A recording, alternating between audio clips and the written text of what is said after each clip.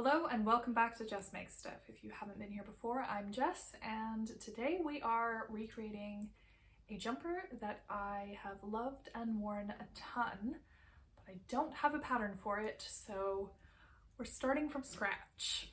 I've already done a lot of the work in getting the pattern kind of decided in terms of what I'm going to do and what the stitch counts are going to be, but now I'm at the point where I actually need to make a start. And I thought I would take you through the whole process with me today. The yarn I have is this fantastic Malabrigo Rios in the colorway Wales Road. I've already caked this up, so I am completely ready to go. And I have my needles here, which are 5mm. I'm using circular needles because this is a circular project, but you may notice these are fixed circulars. They are in fact the cheapest of the cheap pony circular needles. And that's because I am kind of hard on circular needles. I don't know, there's something about the way that I hold them. I have managed to break a couple of interchangeable cables. So I have written down in my knitting journal, I have the kind of stuff that I read off of the original jumper, and I have a video about reading the old jumper and writing down the details that I could find on that actual jumper. And then I went through as well and kind of edited that information to make a clearer pattern for myself to follow. And here's the cast on.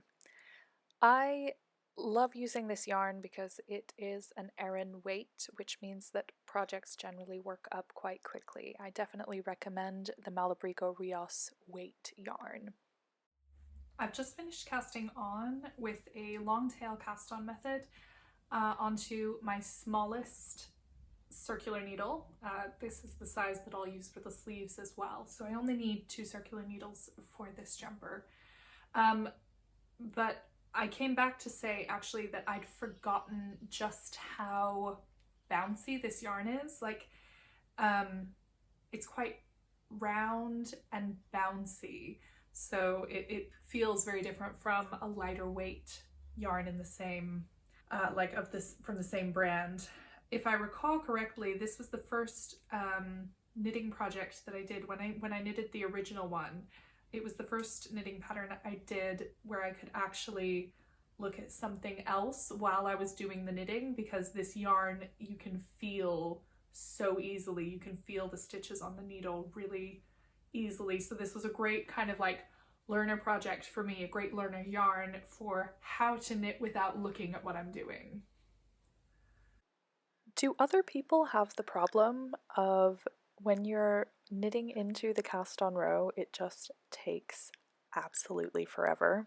I don't know what it is, whether I just cast on quite tightly, but it always takes me so long to get through that first row, and sometimes even the second row after the cast on. Why does it take so long? I don't understand. It should be faster than it is. I just had to take a minute for yarn appreciation here, because look at this color. There is blue, there is purple, there is green. I love the way that this is knitting up. This color is fantastic.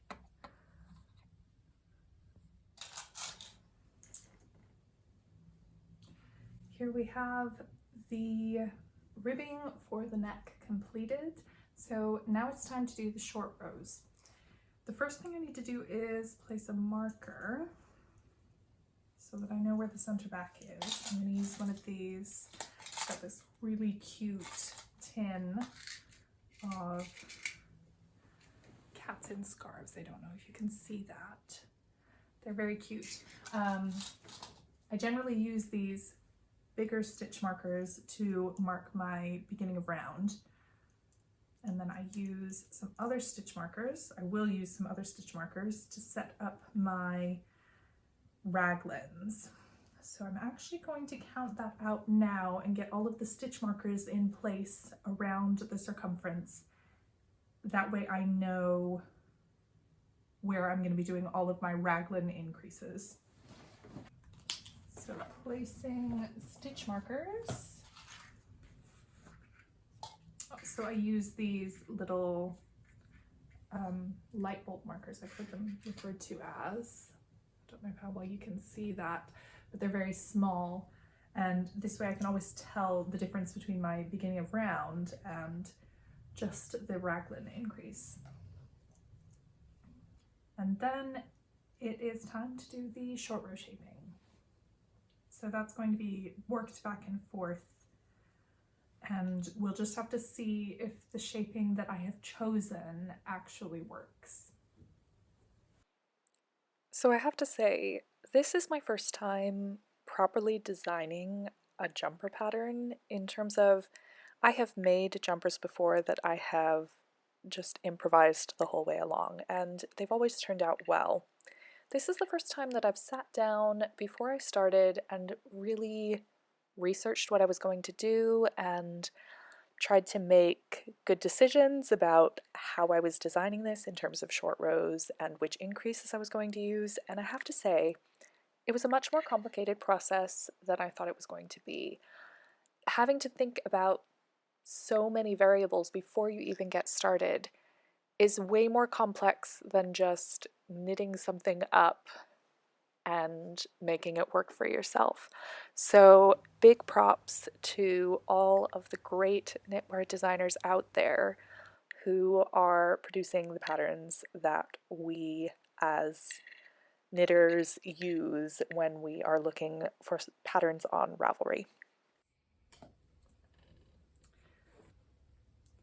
I've kept going with those short rows until I am now at the point where the short rows starts to go across the raglan increases. And this is where it gets a little more complicated. I'm not exactly clear on what type of increase I should use in order to maintain the cabling pattern while I do the raglan increases and the short row turns. So this is definitely the point at which I'm a little sketchy on the details. So I'm just going to write down exactly what it is that I do as I do it, and then just hope for the best, I guess.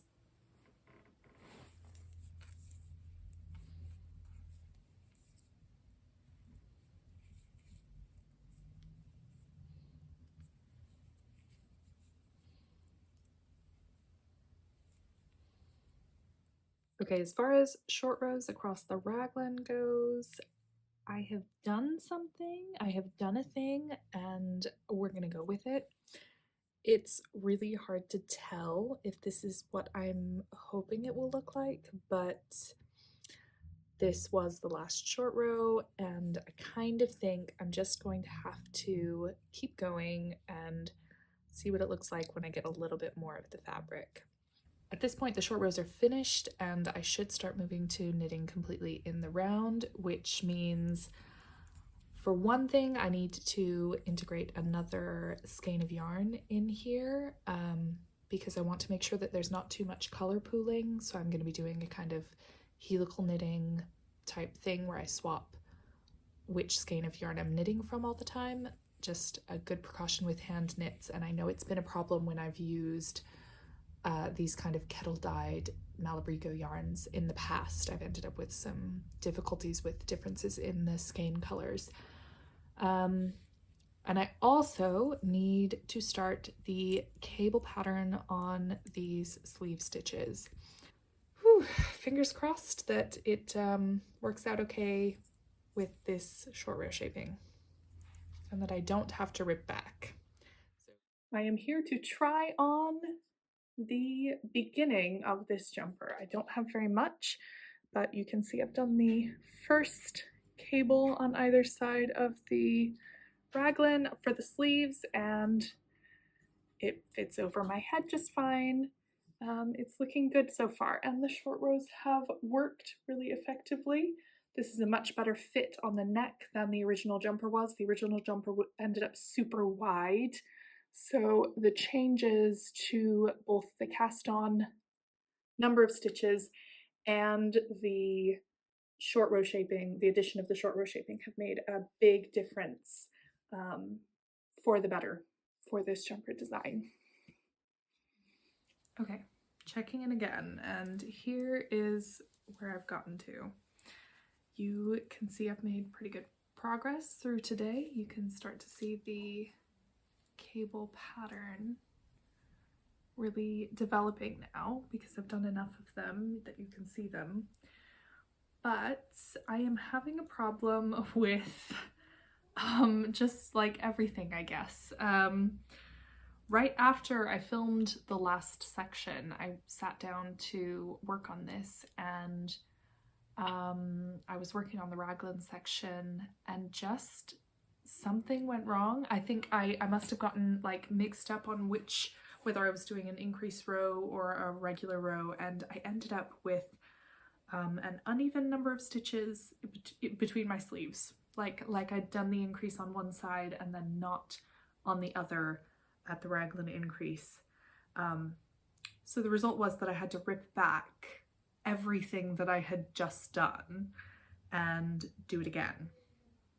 And I have passed the point now that I got to last time, but I was just looking at the raglans, and I don't know how well you can see it, but we've got a really nice raglan increase there.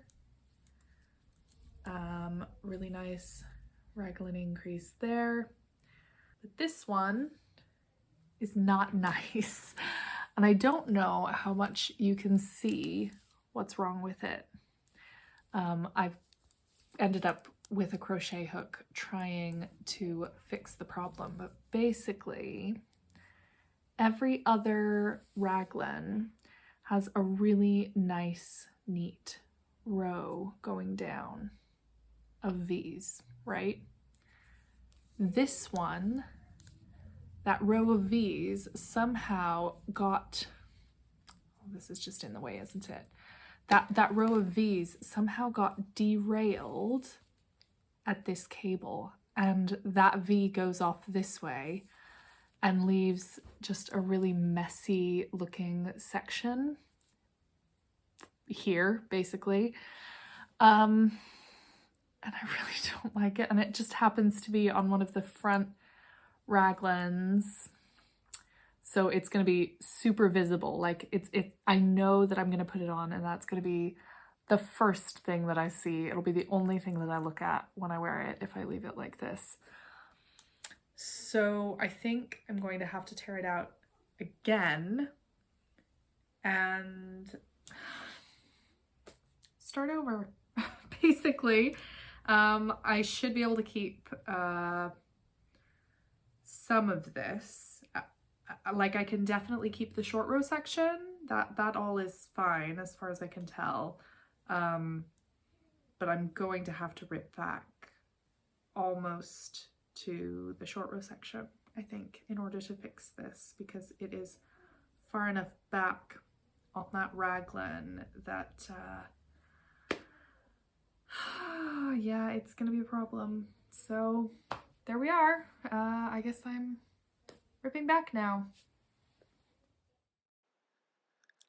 As much as I really don't like having to rip back a project, I have never once regretted it. Mistakes are so easy to make in a knitting project, and they're not as easy to fix. But this is something that takes so much time to make. Any hand-knitted object takes a long time to make.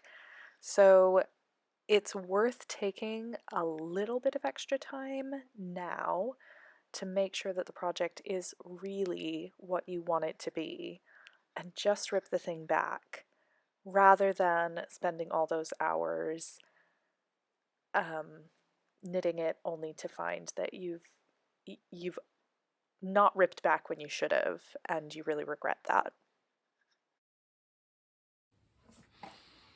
Okay, I've unraveled it. This time I'm going to get it right. I'm not going to mess it up again. I'm going to do it third time lucky, right? Reader, it truly was third time lucky. Once I made that mistake, I didn't make any others in the process, aside from just maybe knitting the sleeves a little too long, as you will see in a minute. But for the most part, from here on out, it was a really, really smooth process and went really fast. I've kept knitting, and I think I've discovered what the problem with the raglan was. Basically, the problem is that I did a purl stitch where I should have done a knit stitch straight after the raglan markers. So I need to make sure that from now on, all of those stitches flanking the raglan marker are knit stitches, never a purl stitch, because then that nice row for the raglan increase will get derailed as I had it when I had the problem. So let's keep going, and this time I know I will make a note in my pattern notes in the knitting journal so that I don't repeat that problem again, and so that I don't have that problem as something that I come across if I ever do try to knit this pattern again. Here it is. First of all, doesn't this look great? I love this color. I am just so into this color, and I am really pleased with the fact that it is a much higher neck than the previous one and not so wide. It looks like it's the right fit, like it looks like this is the right depth. So I'm happy with the sleeves being that bit narrower, but it is going to change the look of the jumper a fair bit. So that's different from the original. Different in a good way, in my opinion. And I have to say, the hardest thing about trying a jumper on at this stage is that the back wants to ride up massively. So you don't actually get a good idea of what the back neck is going to look like when you're trying things on before you actually join up for the sleeve divide. But it's going to be more down like this level, and I think that's the right, I think that the neck is looking right, basically, when I do actually pull this down. But it could be that I get past the yoke and find that actually those short rows that I put in at the neck were too generous and raised that back neck up too much. Okay, I'm gonna have to take this off now because I have dropped some stitches, but I think it's good to go, and I think I'm gonna move on. And so the next time I will be talking to the camera should be when this is finished. Of course, finishing a jumper is so much easier than starting one, especially with in the round patterns. Once you get past the yoke, once you get past the divide for the sleeves, everything is just really simple. So here I am, after finishing all of the knitting, finally blocking this jumper. And would you believe it, this is actually the first jumper that I have blocked. Certainly the first one that I've blocked in the proper way. I have blocked jumpers before by putting them in the washing machine. This is the first time I have blocked one by hand.